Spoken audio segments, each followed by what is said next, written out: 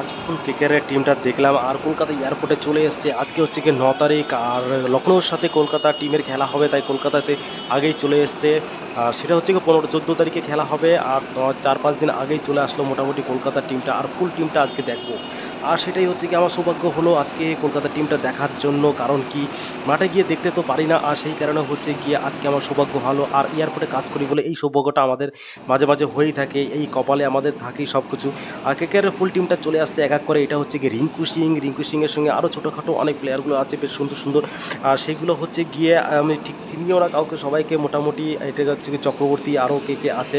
এরপরে শ্রেয়াস আয়ার আসবে, তারপরে রাসেল আসবে, আরও হচ্ছে গিয়ে মিচেল স্টার্ক আসবে, আরও অনেকে আসবে।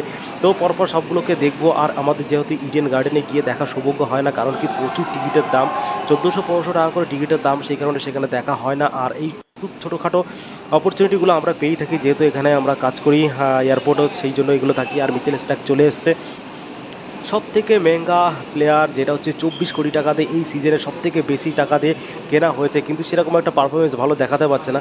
আর এখানে ওরা বসে রিলস বানাচ্ছে, দেখুন মোবাইলটা নিচে রেখে ওয়াকিং করো এর উপর দিয়ে। আর পেছন দিয়ে আসছে হচ্ছে কি সুনীল নারিন, দেখুন সুনীল নারিন আসছে। আর পেছন দিয়ে সুনীল নারিন এসে মোটামুটি হ্যান্ডশেক করে ও টিম ম্যানেজমেন্টের সঙ্গে বেরিয়ে গেল। ওর রিলস বানানোর কোনো সেরকম হয় না, মোটামুটি সবাইকে দেখতে পাচ্ছি, এটা একটা বিশাল বড় এক্সাইটেড। আর একদম কাছের থেকে দেখতে পাচ্ছি, সেটা হচ্ছে সব থেকে বড় কথা। আর ইডেন গার্ডেনে যদিও যাই, সেখানে এরকম দেখা যায় না। মিচেল স্টার্ক মোটামুটি একটু করে টুকটাক একটা রিলস বানিয়ে গ্রুপের সঙ্গে আর বেরিয়ে যাচ্ছে সবার সঙ্গে টাটা হাই হাই হ্যান্ডশেক করে। আর সবাই মোটামুটি সেলফি নেওয়ার জন্য ব্যস্ত। আর আমার সেলফি টেলফি নিতে খুব একটা ভালো লাগে না, কারণ কি সেলফি নিতে গেলে মোটামুটি ভিডিও করতে পারবো না, তো সেই কারণে আর সেলফির দিকে ঝুঁকি না। আর এর পরপরই চলে আসছে শ্রেয়াস আইয়ার, যে হচ্ছে গিয়ে আমাদের কলকাতার টিমের ক্যাপ্টেন। আর শ্রেয়াস আইয়ারকে এত কাছের থেকেই ফার্স্ট টাইম দেখলাম, এর আগে কখনো দেখিনি। বাকি প্লেয়ারদের মোটামুটি আগে পরে দেখা আছে অনেকবারই। আর সেই সঙ্গে চলে আসে মাসেল দ্য রাসেলকে দেখার জন্য ওয়েট করছিলাম। আর সেই মালটাই একদম সবার শেষে আসছে, আর তার জন্য হুড়োহুড়ি বেঁধে গেছে একদম সেলফি নেওয়ার জন্য। আর এবার রাসেলের মোটামুটি পারফরমেন্সটা যথেষ্ট ভালো, প্রচুর রান পাচ্ছে। আর এইদিকে পুরো দর্শকের ভিড়, সেই সঙ্গে সঙ্গে সেলিব্রেশন নিচ্ছে। আর পুলিশের সিকিউরিটি প্রচুর গার্ড আছে। আর সেই সঙ্গে হচ্ছে গিয়ে এইখানে মোটামুটি আমাদের একটা সবসময় অপরচুনিটি হয়ে থাকে, কিন্তু সেটা আমাদের জানতে হয় যে কখন টিমটা আসবে বা যাবে। আর টিমটাই জানাটা খুব চাপ হয়ে যায়।